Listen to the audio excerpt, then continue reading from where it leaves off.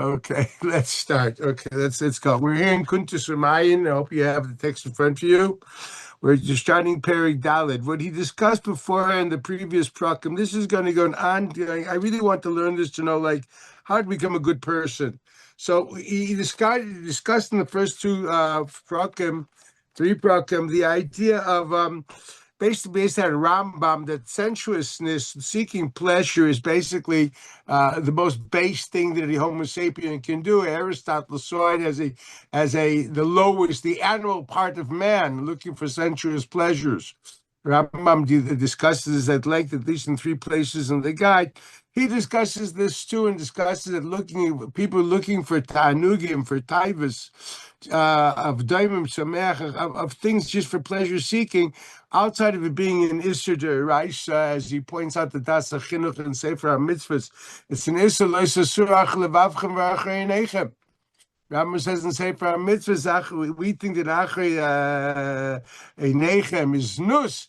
Rambam says in Sefer HaMitzvahs, Lav Dafka is Nus, and running after any sensuous pleasures.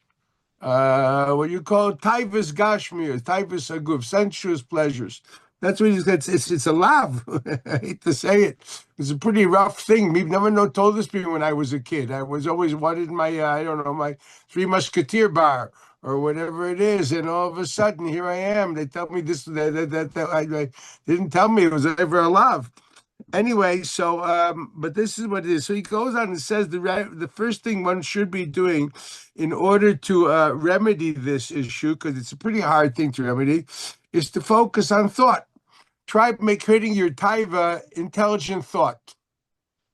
Okay, try specifically learning Torah, but I would suggest even thinking, just the idea of I don't know, enjoy physics. Whatever it be, think of serious things and think that afterwards this is like a small talk. You start analyzing the whys and the whats of reality. You suddenly realize, why would I want to do this? This is like base. I'd rather engage, to figure out infinite numbers, or doing the infinites in geometry. That's like cool. That's like interesting. Why would I want to waste my time eating a Carvel ice cream cake? This is basically what he discusses.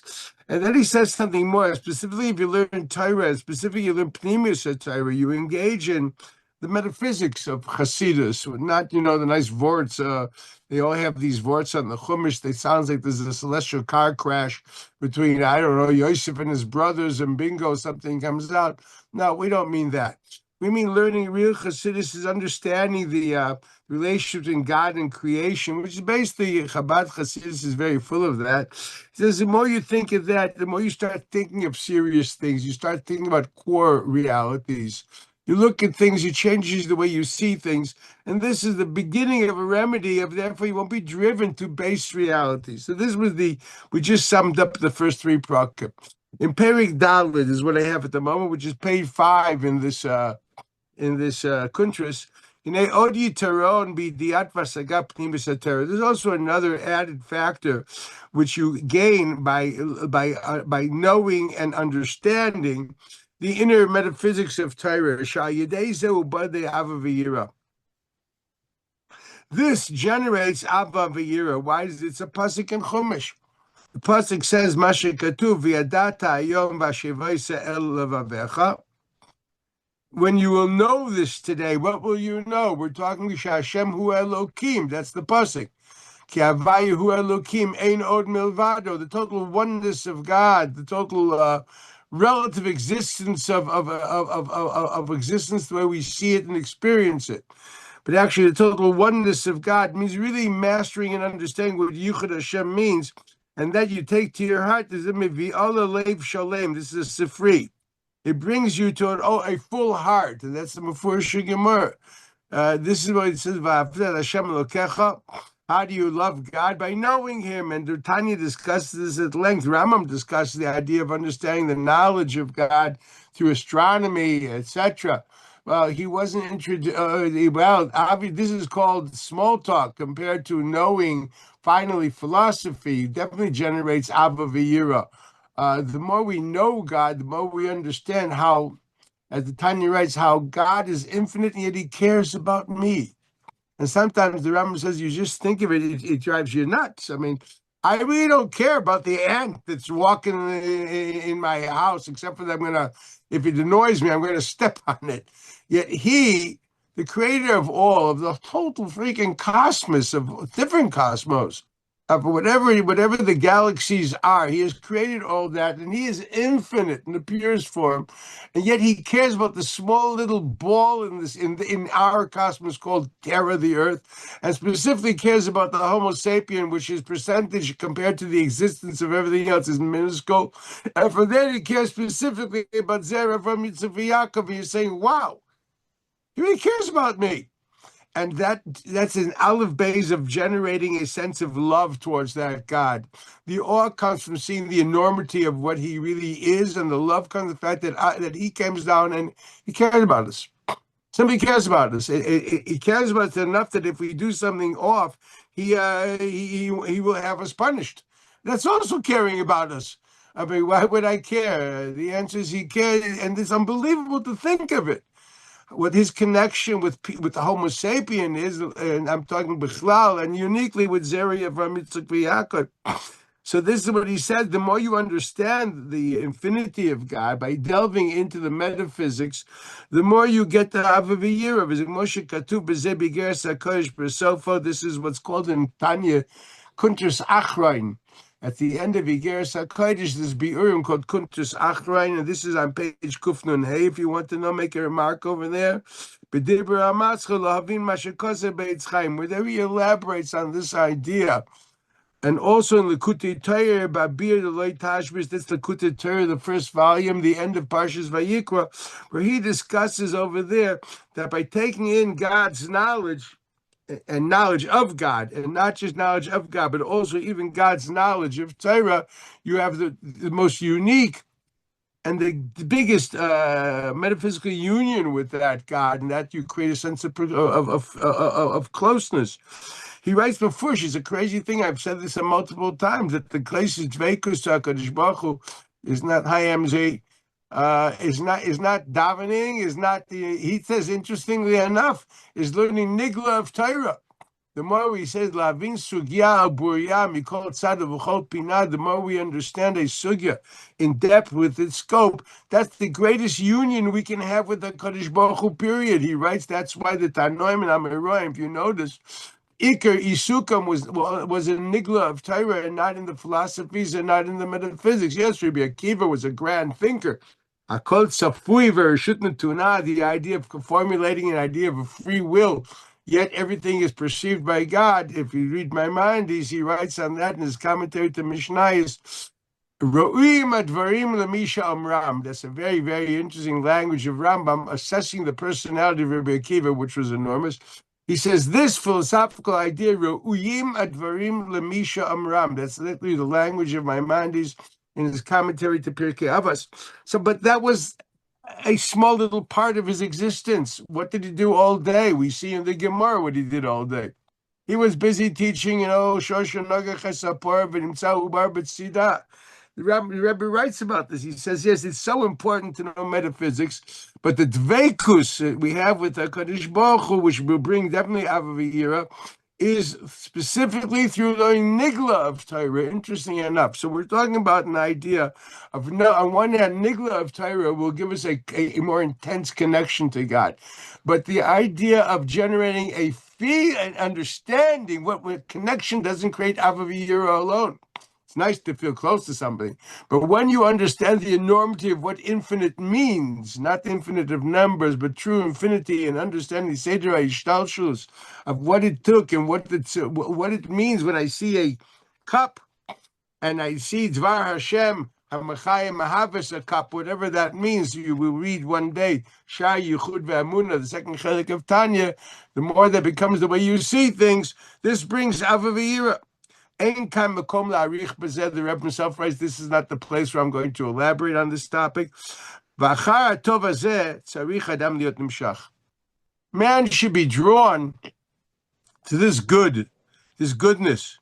In this idea of understanding God, seeing God in everything. It's going to start, if I may use my mind, with the sciences. ending ultimately into the metaphysics. But that obviously, just honestly, I encourage my boys personally. But it's very hard today because everyone wants to go into these business, or no one wants to do intelligence anymore. It's business oriented things or computers.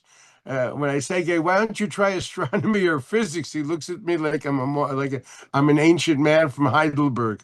You know what I mean? Like, who does that today? It's not Torah Umada, it's Torah and Parnasa. This is all, they all go to school, not for intelligence. It's a vocational school. What can I do? We have a alt.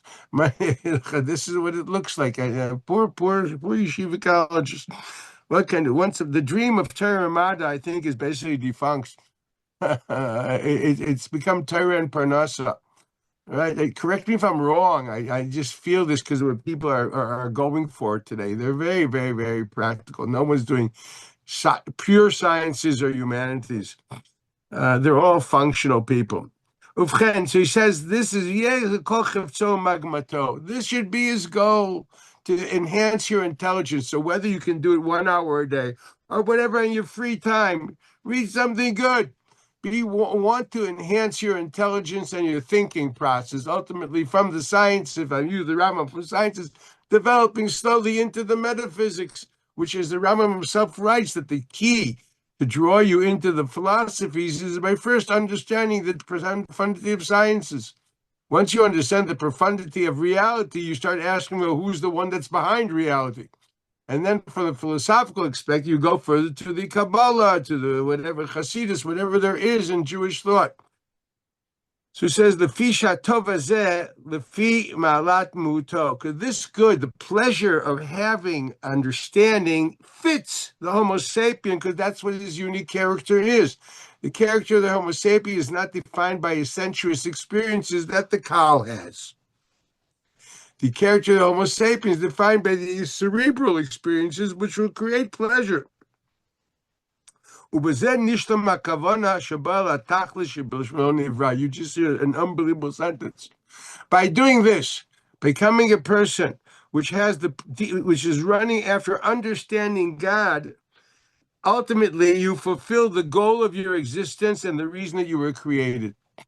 Now, the source of this is a Ramban at the end of Parshat Bo, when the Ramban writes that the whole purpose of Torah and mitzvahs, all of that, is to create a person, finally, sheyeda adam ki akel boro. They should live with the God consciousness and awareness that I stand in front of my Creator. Now, those words carry tons. If you know anything of the Mishnahs or Ramban, the word akel boro has a lot of books behind that, what that word means.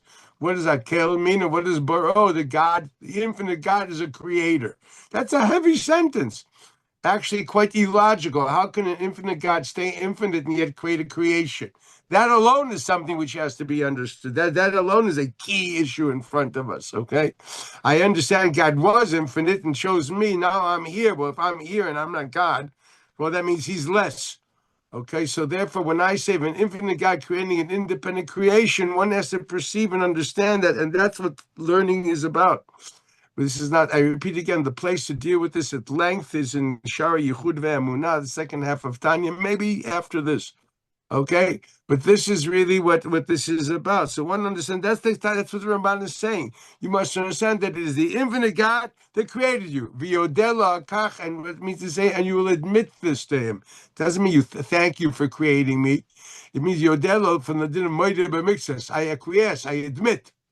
I surrender my sense of self as being totally a created form of the infinite God. Well, to understand those words, it's a very nice sentence. Believe me, it took me years of knowledge and thought to even be able to formulate it this way. The idea of what is behind those words is ein kan mokum laharich, but this is what he writes. That's the tachlis hakavana. That's why you were created. That's why all creation was created. So you may go to work, you maybe spend 18 hours a day in the lab or wherever you are. It could be. But make sure that the end goal is to understand who's God creator, you understand creation, understand reality, understand what's behind creation, and then look to know what's behind creation. Next paragraph, Masha'enke. This is true if a man looks for the world of thought. I always tell the story that I was once stuck in London. It was snowing. And in London, as opposed to Jersey, when there's like 1 inch of snow, Heathrow is closed. Everything is closed. It's worse than Los Angeles. I remember once there was a little snow in Baltimore. The whole highway was closed. I'm laughing because I'm from Chicago. You know, 5 inches of snow. That's the spring. you know, that's Pesach. Who cares about 5 inches of snow? It's garnished. You guys what are you doing? Talk to me of feet and up. That's where we start talking business, where I come from. So you understand? So this guy had barely an inch of snow and everything's closed. I was stuck in London for an extra 2, 3 days. In order to get into Heathrow, it was a pain. They were pushing and pulling. I remember I had a student, Daniel Peters. He helped me like push into the airport. Finally got in, and I went to the lounge, thank God, and was stuck there for another 6 hours until the planes were defrosted. Defrosted from what? It's a can't get over it. This is a bad. They're back with George III over there. Okay, and so I'm sitting there with a kid. The kid today is a married man. He's a very nice person. His name is Rafi Stemmer. It's a family from Hendon. So I say, Rafi, tell me something intelligent. So it was great. We started talking about molecular structure of crystals. And I was blown away. I said, thank God I have someone to talk to. I thought he was going to tell me some word on the parsha. I was going to puke. We actually had very great conversation. At the end of that conversation, he decided he's going to KBY. Because he's the rabbi, which enjoys talking about crystals. You understand? As opposed to telling me words on the parsha. The text says, yes, if you want to know Avos Hashem, you have to know this. The Rama writes in Mori Nevuchim, when Moshe Rabbeinu said to God, Hareini noas drachecha. Teach me your ways. So Rambam writes about Nevuchim. He was saying, I want a PhD in all the sciences and all the disciplines. In order to understand you as creator, I need a PhD in botanics and zoology, in astronomy, and you know what? So what he did, he gave him literally a crash course of all infused in him. What we talk about Shlomo Melech getting this, Moshe Rabbeinu got it. The first rabbi doctor was Rabbi Dr. Moshe Rabinowitz. Okay, he was obviously an Ashkenazi, so Rabbeinu was for the Sephardim. Anyway, so this is what we're talking about. Rabbi Dr. Moses. You can't tell that over there in some places, and you're not in New York area. They're dangerous there. The other Moshe was a Sephardi. Yeah, well, maybe it was a Sephardi, but it was a rabbi doctor. That I can tell you that. Okay, according to my mind, he was a rabbi doctor. Okay, you think Shia Leibowitz had 6 PhDs. This guy had a PhD in all the sciences. Woo. Why? In order to know Darkei HaKadosh Baruch Hu. I'm trying to say how important it is to learn science that way. It's mamish, you become a mitzvah Avos Hashem by doing that. You imagine teaching your kid astronomy by teaching, I want to teach you Avos Hashem. How do I teach you Avos Hashem? By buying you a good telescope, or the big, the real telescopes, take him to the planetarium and show him Godless HaKadosh Baruch Hu. And then he will graduate from that to the metaphysics, because the Rambam writes, after he sees the enormity of God and science, mitaveh tava gdola, he gets an obsessive desire, leida et Hashem hagadol, to know who is the God who ma'aveh et olam tamid, yud kei vav kei. There you have it. So this is the key that he says, you want to walk away from Taivas, don't do this Muslim thing, break your Taiva. No. Enhance your thinking. That's what the Rebbe is telling you here. Because Taivas are base reality. It's running after sensuousness. If you'd be an Aristotelian, you'd look in disdain at society. Okay, it's a bunch of a Taiva-oriented world. He says, no, that's animals. Yeah, you must, but you're not going to fight that, because we are animals. How do you do it? By becoming a Homo sapien, by using that part of you which is above the neck. Okay, and using it for constant thought. So he says in Masha'enke, in the second paragraph, but if you're drawn towards material reality and your bodily necessities,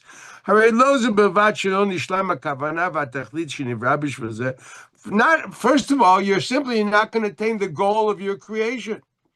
You're not justifying your mother's morning sickness. She suffered from a colicky baby for a purpose, because this neshama is supposed to get to its goal. You're not thinking. So there's no justification about tashchis on your mother's suffering and your pregnancy. Hari Adrab, and not only is he not getting to the goal that he should be, who morid nafshomi ma'alato muto anala.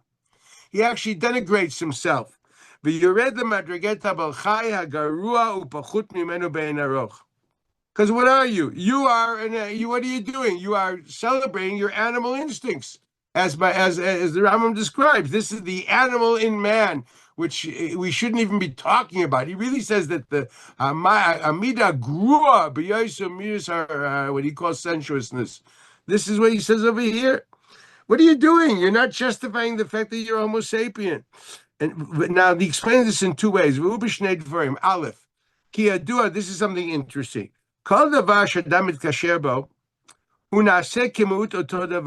If you're very much tied up in something, you identify with it and it becomes part and parcel of your personality. If you're drawn after bodily pleasures, okay, you become that type of a person. Anything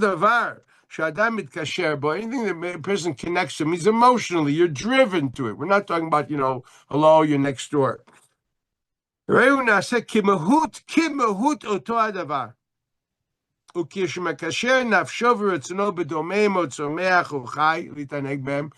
want? I want apples. Okay? So that means you're subjugating yourself to apples. Your whole existence runs around apples. So you become a walking, talking apple. That's what you are. He says, oh, a steak. You ever see these people in the restaurants? Thank God I haven't seen in Los Angeles yet. But in New York, see, in Los Angeles, the tables are far from each other in the restaurants, right? But in New York, if you go to Prime Grill, these other places, they're like next to each other. You can't not overhear because they're dvukim zeh b'zeh. Wrong place to go out in a restaurant is in Manhattan. Okay? So dvukim zeh b'zeh. So until they give you the stuff, you look around. Sometimes you see people that you see, their faces look like the steak. Like he's into it. You can see his face is down there. I described this once when I used to go every Friday night to a Rebbe for 10 minutes. Ich bin a Litvak. I don't go to tishes. It's not. I don't like the music. I like the music with Zmiris Hayuli Chukecha. The music of learning is a bit more enticing to me. But what was this idea? What did I love seeing? I told you this once. Not to told this Aaron Rebbe, the Shem Ramunim Rebbe. You probably know there was a guy called Rebbe Aaron Ruta. He was a Rebbe, a Hungarian, came from the city of Satmar, actually. He wrote a very important book on Kedushas HaInayim and Kedushas HaAchila called Shem Ramunim. He had a chabura. He wasn't a rebbe. He was called Reb Arla. That's the Reb Arla Hasidim. When he passed away, so he left a will that his son-in-law, Rabbi Cohn, should be his heir. He should be the Rosh HaChabura. That became what you call the Toldus Aaron Rebbe. When he passed away, two of his sons split. One is the Avram Yitzchak Rebbe, and the other is Toldus Aaron Rebbe. But the fact of the matter is that a year after the passing of Rabbi Aaron, his son, which was a very special person, he came. He said he was supposed to be just the Menahel of the Mosdot. His father led him to be the executive director of the institutions, of the schools. He said he had a dream that his father told him to become a rebbe. I remember at the time the Geis Yisrael of Gor said, "What's the chachma that he dreams? Let the Hasidim dream. Then we'll talk business." But somehow he dreamt this, and he opened up shop, and it was called Chasidus Shemer Amunim. Now there are quite a few of them in Jerusalem, in Bnei Brak, all over. He was a very special man. How do I know he was a special man? Because an old childhood friend of mine married his daughter. My childhood friend doesn't talk to me anymore. He's called the Deja Rebbe. What can I do? Ich bin not treffen a Litvak, but he was from Chicago, Michel Panet, you know what I mean? We used to play marbles together. Anyway, so I used to go watch this man for like 10 minutes every Friday night, how he eats soup. I told you he never put his he looked at the plate. He was always looking straight ahead, and he brought the spoon or whatever up with literally a 90-degree angle, straight, and then to his mouth. He did not bow his head to the plate. And I said, my mother would have loved this man. You know what I mean? My mom was given a yeka. This is table manners. But the idea that I saw in him a person which would never bend down to doimim, tzomeach, and chai. He would elevate the doimim, tzomeach, and chai to him. He would not go down to it. This was unbelievable to see. I used to go like here every Friday night just to see him eat the soup. It takes 5-10 minutes, back to my board. Okay, but this was my Hasidic experience of what the Rebbe says over here, that a person that bends is down to it, and you can see that in restaurants. Oh boy, you're miskasher with the doimim and the tzomech and the chai, you get a behemoth face. And this was a person which did not bend down to things, but rather picked them up and elevated to him. You could see how he worked on this, and this was consistent every week. You know what I mean? There was no. This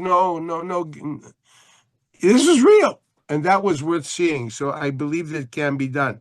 That's what he says over here.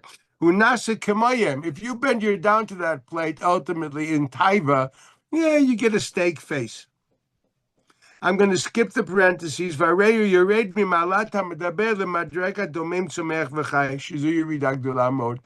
only you're not justifying your existence, why would God evolve in your skull 30% more from being a Neanderthal? You have so much capability of intelligence now because you have a bigger brain. For what? In order to act as a debased, sensuous animal? What do we need you for? You are not justifying your God's master evolutionary process of making you into what you are. I say this in light of a Sephorna.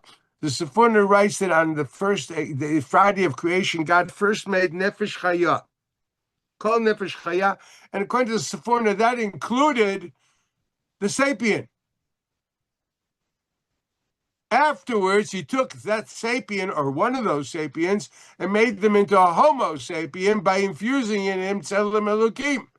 By the way, that's the stuff they don't teach you in these schools. Okay, this is literally understanding. Yeah, they're Neanderthals, they're sapiens. But no, it made you the Homo sapien was the one that got infused with the Nefesh Elokis and made him into Tzelem Elokim. So the fact that there are Neanderthals, what's the problem? I wish that other people would know this and teach children. They shouldn't be afraid of going to the Museum of Natural History. But what can I do? Okay, I teach this to my poor students in Karen Biavna. You understand, when I learn Chumash with them, and they have to be convinced that I'm Orthodox. Would you believe it, Howard? I'm Orthodox. Okay. So, but this is the truth. This is number one. So this is the first thing. This is the first terrible thing you do. Second of all, what other happens? He says, "Mitzad ma'alato malatam daber habet." We're in the third paragraph. The fact that you are a Homo sapien, which has developed all these capabilities of transcendent thought, and now when you at that level go down and stoop like a Lilliput, Hare shifluto bioter. He is much less than the animal. The animal is living its station. You are literally taking your whole self and going into the pigsty.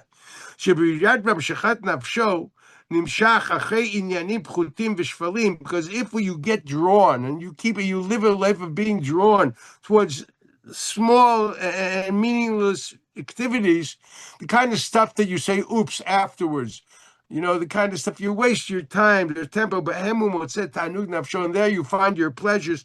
You're worse than the animal. She doesn't have the capability of discerning. Dat is havdalah. Dat means that you can divide things, discern between things, and therefore attach yourself to what is correct. He doesn't have dat. Therefore, she's not can't connect to ideas which are transcendent and abstract. Aval ha'adam she'itna lo seichel v'dat. He has intelligence, and capable of discerning. She'oseh ma'aseh be'emeh. When he acts as an animal, harei garua mimenu. Ubefrat lefi ma shenbe'er le'el in perek av shekadish atzcho b'mot lecha. It's the mitzvah esed deraisa to not to act as an animal, not to celebrate the base animal instinct. He's not adding over here the lav. I'm going to add the lav that he mentioned in Perik Aleph. And that's it's also an issa loisa suach levavcha. If you do material things just for pleasure, you want to have sensuous pleasure. You're doing isser. This is shleisha clips at Timaeus. Get this straight. If you're drawn like an animal towards, oh, I want that eclair, stop and think. If you put your mind on hold, okay, and you don't think, you're pashut over loisus rach levav rachinechem and mevatla mitzvahs asev kadishat schol b'mutzah lecha. You have to tshuva on that. The Rebbe describes this in Tanya. Every person which goes is just drawn, I repeat, obsessively towards sensual pleasures as opposed to trying to think why and what he's doing things. He says, at that, you have to do something until he returns back. He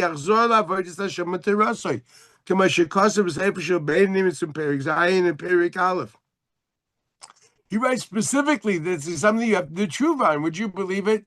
You went to a restaurant and you filled your belly up to who knows what without thinking why and what, just for the sake of pure pleasure. I got news for you. Say slach lanu on that one too. We read Tanya on that specifically. One has to, the mandate of a human being to act intelligently is deeply entrenched in halacha.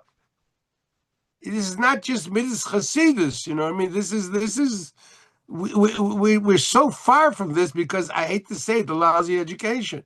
We were never taught to think. We were taught to regurgitate other people's thoughts. We were taught to collect other people's ideas. We were never taught to ask ourselves why, what, and what are we doing and why. That simple question, whatever you do, think. Okay, we'll start by teaching the kid math and science. I repeat, once you introduce a person to a causative reality, that every reality has a cause, a causative reality, the olive bays of good old. Tell the kid to read Conan Doyle, for goodness sakes. And let him read Sherlock Holmes. Let him look at deductive thinking. Okay, to introduce the child to deductive thinking, to causative reality. This is the key for living in an intelligent world. That's why the Rambam writes in Perik Dalet that before you engage in philosophies, you must first have a cold command of Havayot Dabayever Rava equals Shas, which Rambam writes, both men and women can easily have. Rambam, this is the first Rishon which writes that women can have the capability of knowing Shas. I had an acquaintance in Nishmat, which she was a protege of Dr. Lieberman, Zecher Tzadik Livracha. She knew Tyrus better than most of the Rosh Yeshivas I know. Okay?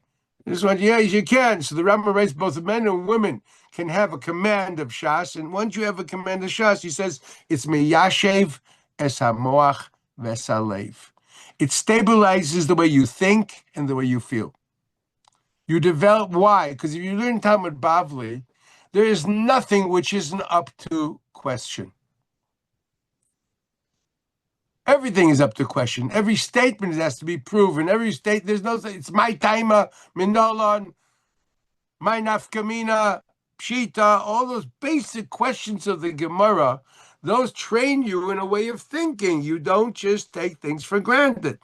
There's no Rebbes there that you follow blindly. You only follow God blindly.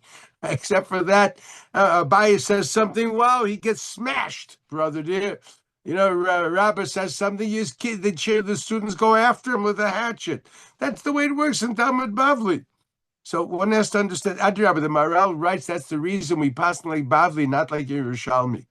In Yerushalmi, the sugis are very, very short because they were very nice to each other. They're very accepting of each other. So he says it's very sweet and very nice, but we can't pass in that way. It's in Bavli, which each one is tearing the other one's face off. We finally get to the truth. He says Lehedye and Nesiva Torah and Nesiva Son. That's why we pass in halacha from Bavli, not from Yerushalmi. Isn't it unbelievable? Because they were aggressive. I love them. Tell me you're in Eretz Yisrael, Torah Eretz Yisrael. I look at the guys and say, well, Torah Eretz Yisrael is not going to get me la halacha. Okay, I want Torah Eretz Yisrael. Yeah, oh, so nice. Oh, so nice. Oh, it was brilliant, Rabbi. It was beautiful, Rabbi. Whenever I get that, I say, brilliant should be Rabbi Diamond. Beautiful should be my wife. This has to be true. Okay, you know what I mean? And that's what Talmud Bavli did. So you understand this is what we're looking for. So he says, this is the idea. So he says basically one must understand that's what you get used to. You do that, you develop a way of thinking. Your way of thinking, this is what will help you work with your taivas.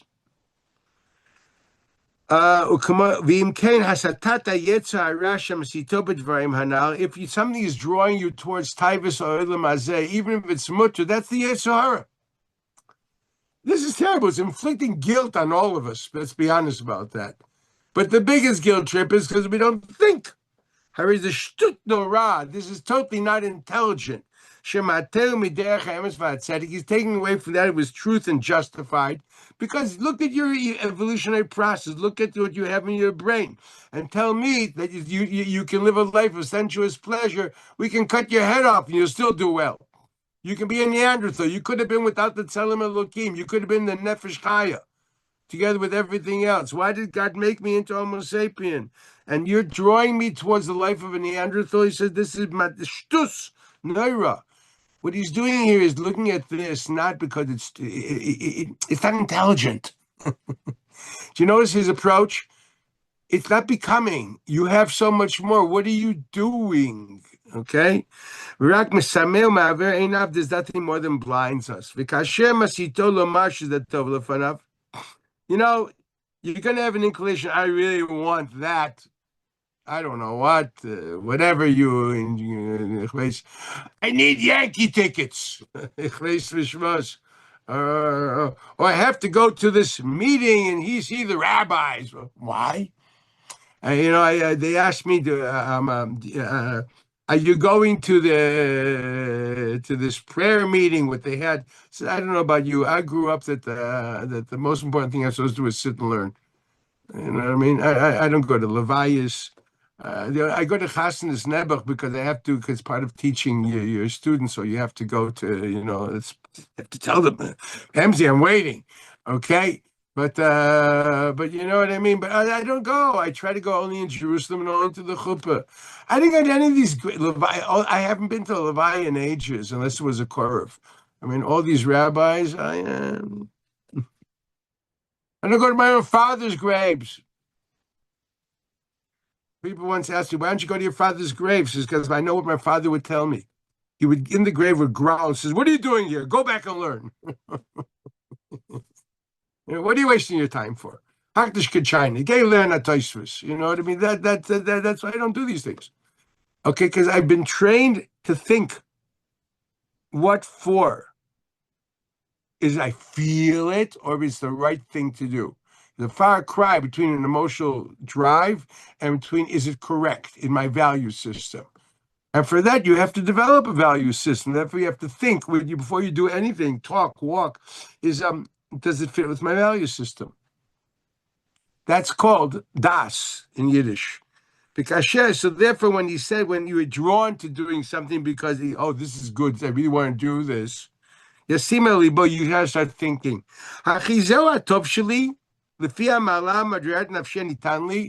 Is this what is called good, appropriate to the station I'm at with the facilities, the intelligent facilities I have, which have been developed? I repeat again, go to a museum and look at a Neanderthal skull. Look at a Homo sapien skull. Buy 2 craniums, buy 2 skulls and put them on your table. Goodness, I'm not they, I'm B. So I got to justify this. That's what he said. You have to understand. The female lasu madregas nafsha nitanli v'chizek kavanas brias ha'olam. Is that what the world was created for? That the Homo sapien should act as a Neanderthal? Adraba, mesho melo shatavai hulainayim. The fact that this yetzer pushes you to say, "Oh, this really looks good." Once you have an obsessive desire, put your light on, like in the cartoons, also, and the light bulb comes on. And you ask, what minute? Does this make sense? The fact that I'm drawn to it is the reason not to do it. Any obsessive desire is a desire not governed by logic. The first thing you have to ask, why would I give up my logic? What's drawing me not to think? I'm thinking of certain authors, which it's the way it is, you know. When the hormones move, the brain monitor goes on flat. You know what I mean? Well, God, make sure it keeps on moving. Look at Yosef Atzadik, last week's parsha, man. Oh boy, he had the story with the Potiphar lady. What happened? He saw the demus of his father. What does it mean? The ghost. It means he saw the values of his father's house, and he said, "No." Equals he would not succumb to just pure pleasure. He wanted to. He thought, and as soon as he thought, the flashlight goes on. So this is what is good for you? Spiritual, transcendent things. Shem tovim be'emet. That's really good for your station. Ubefrat, if you want to learn the idea of Jewish thought, so primarily be'esek HaTorah, that is obviously the ultimate chachma, the goal of chachma b'kadosh baruch Hu, which is Torah she'biksav, Baal Peh, Nigla, and Nister. Shezeh toiv v'taneg amitu, b'zeh nishtem kavanas briyasei. You know, the Rambam himself, when he describes the usage of sciences, he sees that as a predicate. Step one, in order to get to the obsessive desire to understand godliness equals Torah, whether it be benigla or benister, or what he calls voim gedolim. But he says the sciences are the first step because you want to know God of science. Once you know God of science, you'll be, and you're entrenched in causative thinking. You will understand who is the primary cause of it all. That will be God. Mimer base. Hine. I'm in page 6. Bidvarim mutarim. This is when you're drawn to things which are mutar. Yeah, a good steak. I don't know. If we're health freaks, a good salad or whatever it is. If you're little kids, a good ice cream bar. You know, I'm trying to tivus. Some people, this guy wants, I want a nice car, and I can think of other tivus involved, you know. Okay. Omnam lefamim meshita yitzhara gam dvarim asurim. Let's be honest about that. We are pushed towards also dvarim asurim. I remember seeing this. I was in a hotel, which I was there for the day and traveling, and there was a frum person there, and I see him. He's eating, eating breakfast. Okay, because the vegetables he figured out he can do it. But then he asked the guy over there to cook for him. To make him an omelet. I say, what? The guy says, that's bishalakum. That's bishalakum. Says, it's only a derabanan. Do you see what happens? He's right. It's a derabanan. Only a derabanan? God save my soul. Only a derabanan? That's called the Yitzhahara pushed him for taiva. He wanted his omelet, and therefore, your salad, okay, make sure you do it run correctly and make sure you know what you're doing. Bravo. But why are you going to something which is bishalakum? Why would anybody want to do that? Okay. And the answer is it's Yitzhahara. It's also ignorance, probably. No, but he knew it was an usher. You don't say it's only Durabanan. So I've seen this. Good people. But when they're on vacation, somehow the Shulchan Aruch loses its sifim. I don't know. Been there, seen it. Okay. You're on vacation, so Shas Adchak. I don't think that's what Chazal meant by Shas Adchak. Shas Adchak, because I'm hungry and I'm on vacation. That's Shas Adchak. So he says, well, it's cold and it's tasty, so it better be kosher. You know what I mean?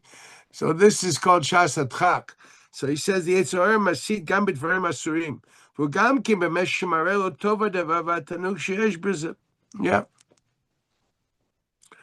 Umoreh ruach tavato ad she'enei yochol la'amod al nafsho v'nichshal b'zeh rachmana litzlan. Right. Look, example, you know what I mean? Like the internet is a tremendous tool. Here, I'm using it at the moment. Unbelievable. For me, it's an unbelievable tool of our Butz's Torah. It's really, now together with I went and AI, I wrote down, give me a synopsis of Rabbi Blachman's thoughts on Hanukkah. It wasn't that bad. I mean, Mamish is Machadish things I never thought about because he's not accurate, but he's like, Balkishan, there's something there. You know what I mean? So I'm saying, so there's tools that you can use for research, okay? I tried talking to it and learning. The guy's not Moritz Gummer. I mean, he can only pour me a Vertalach of Rabbi X, Rabbi C.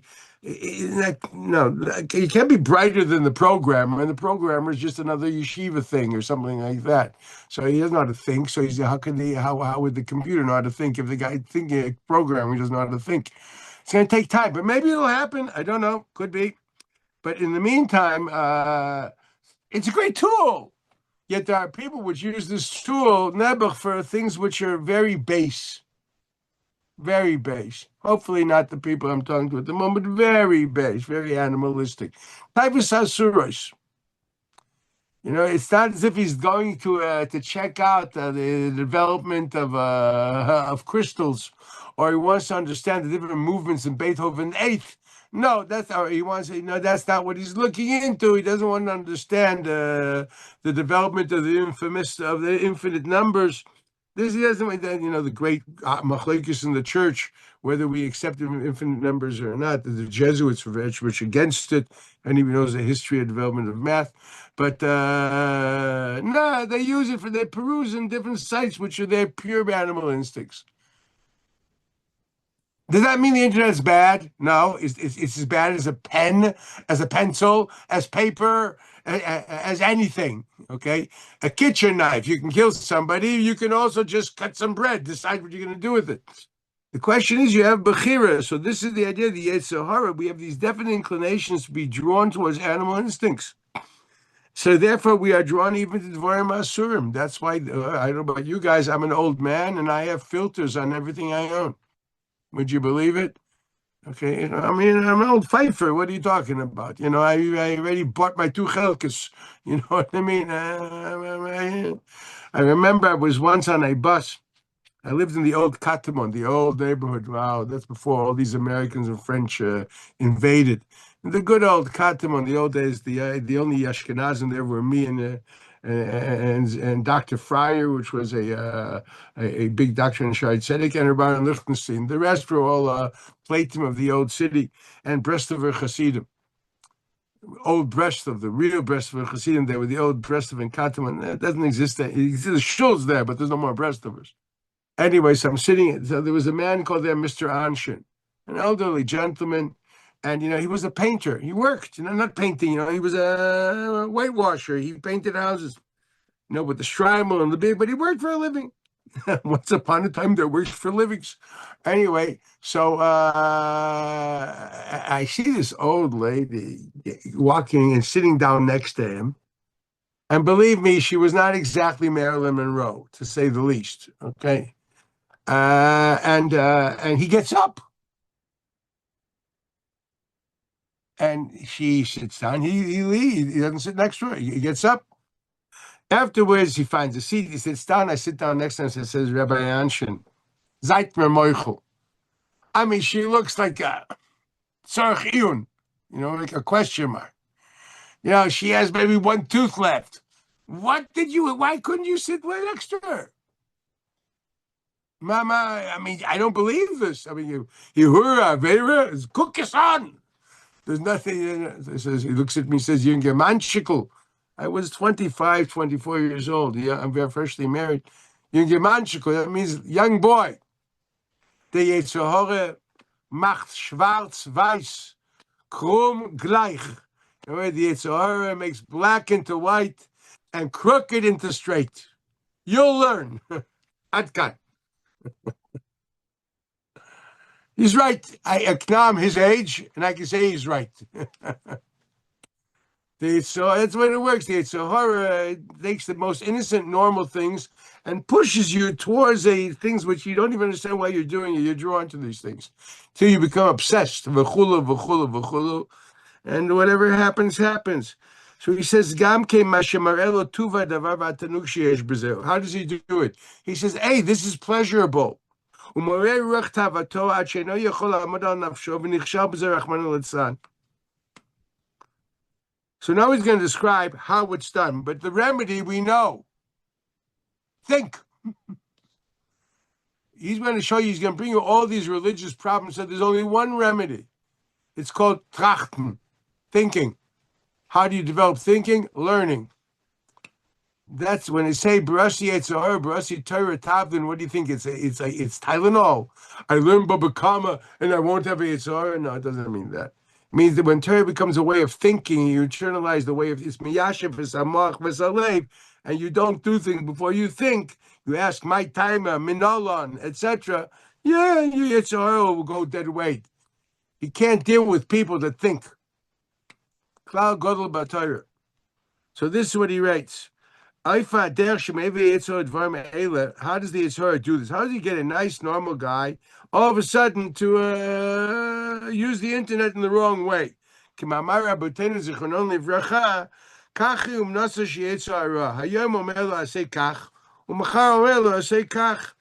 other words, he pushes him towards non-logical behavior, obsessive desires. Finally, at the end, first of all, you got, try Carvel. No, they'll go to this restaurant, the great steak. And then you slowly numbs your thought process by having experiential reality. He says, the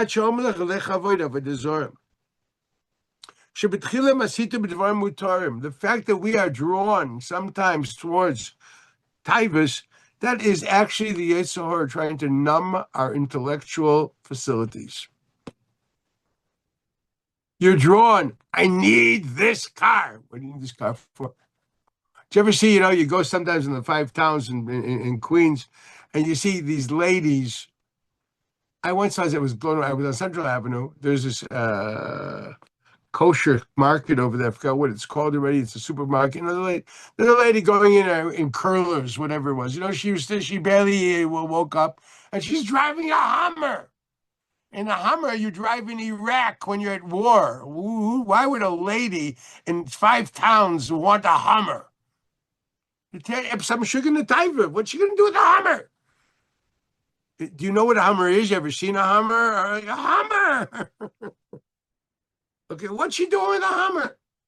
She should be doing a small little smart car, one of those cute little things that you park with in London, sideways. What's she doing with a Hummer? Sie darf haben a Hummer. As I get this, so this guy, I need that Rolex. What do you need a Rolex for?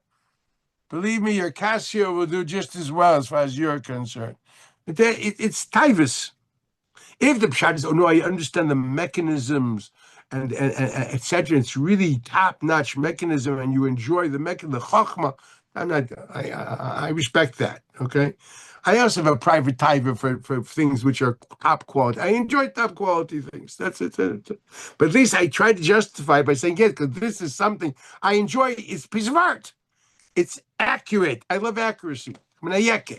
Okay? That's something, this I can understand. At least I tried to hide it with some seichel. I hope I'm doing good. But stop. What's she doing with a Hummer? Prostitute. Well, she starts with a Hummer, and she ends at God knows where. That's what I want to say. That's what the Rebbe says. He says, it's easy to move man away from thought. You become thick. And your sense of existence. Nefesh here means soul. That's a bad translation. Your sense of self. Nefesh, the idea of nefesh, as opposed to ruach and neshama, means that the life property, you as a living person, okay? So you become thick and you become very, very material. You lose finesse. You become just experiential. You don't live cerebrally. You become experiential. Sharitzonot the nefesh ha'ba'amit mitgadlim u'mitrabim. And the more you become thick, the more your animal instincts grow and thrive. Kimaimra Gemara Ever Echad Yesh Ba'adam Mar'ivai Soiveya Masbioi Roev. There's an organ by the Homo sapien that if you starve it, you're satiated. If you constantly satiate it, okay, you will always be hungry. Okay, v'dai mevim. Understand that's the way it works. U'misrabim lirt says b'chol davar. V'aratzon hu b'toykif ma'oid. V'misava ma'oid b'chol dvar taiva. This is what we've had. So we have to understand one thing. The key to it all is if the title of this is the root of spiritual growth, it's called buy yourself two skulls, or at least no, my skulls. Buy 2 copies of skulls. Try the Neanderthal skull and the Homo sapien skull. Put them on your desk and look at them. I remember when the first time I left Eretz Yisrael, we in those days we didn't have internet, and you didn't have, who went home. I used to go home every 2.5 years. Today, these Americans, we have Hanukkah break. There'll be guys in America for 2 days. They get this. I used to go every 2.5 years. I never went to 2.5 years. That was a cloud. Okay, I came in Elul, so half year's always for Pesach. You understand? So it was basically, that's the way I was home. So I remember the first time I went, I went to say goodbye to the Mashgiach, or Meir Chodesh. He was a Talmud of the Alter Slobodka, was the Mashgiach of the yeshiva. And he was afraid that I wouldn't come back. He was afraid, you're going home, America. Why was he afraid? Because his father and his siblings went to America when he was a child, and he and one of his brothers stayed in Slobodka, and they became great people, and the other ones never lost their religion. So, and he had this trauma, Megeta weg from the yeshiva, you're going to America, so, he takes you out to the garden of the yeshiva, he says, pick up that rock. So I pick up a rock, he says, put it on your desk. And every time you sit by your desk, you look at that rock, that's why you'll come back. I must say, he was right. I was terribly homesick because I kept on looking at that rock from the yeshiva's chotzer, and I got back within 3 weeks. I was back, Pesach vacation, and my mommy wanted me to stay, go to Lakewood, no, I'm going back. This is the way it was. So I'm telling you, get yourself 2 replicas of skulls, and they're not the bones, just the skulls, and look at what the great intelligent designer did between the beginning of the Friday with the Nefesh Chaya and the Tzalem Elokim man, and say, what is the reason for this? That's why I think the most religious thing you can do is take a child to see fossils and see development of the sapien. This should give you a reason why you should be Yerei Shamayim. You should be thinking, and ultimately this will help us with our sensuous desires. We will continue this in 2 weeks from now. Lovely seeing you all. Have an enlightened Hanukkah. I don't say happy because the Meister Shulchan Aruch brings down, there's no din simcha in Hanukkah. Even the pseudos are a pseudos or rishus. So to say a freilich Hanukkah, that's an amorts. And since I try to think before I say anything, so I will say, have an enlightened Hanukkah. That's an important thing. I sent you guys something cute. Words for the, just think about them. They're very, very cute, and they you talk about it at home. The ideas are big, and then one little sentence. Think about them at the candle lighting. Have a great one. Enlightened holiday. Call 2.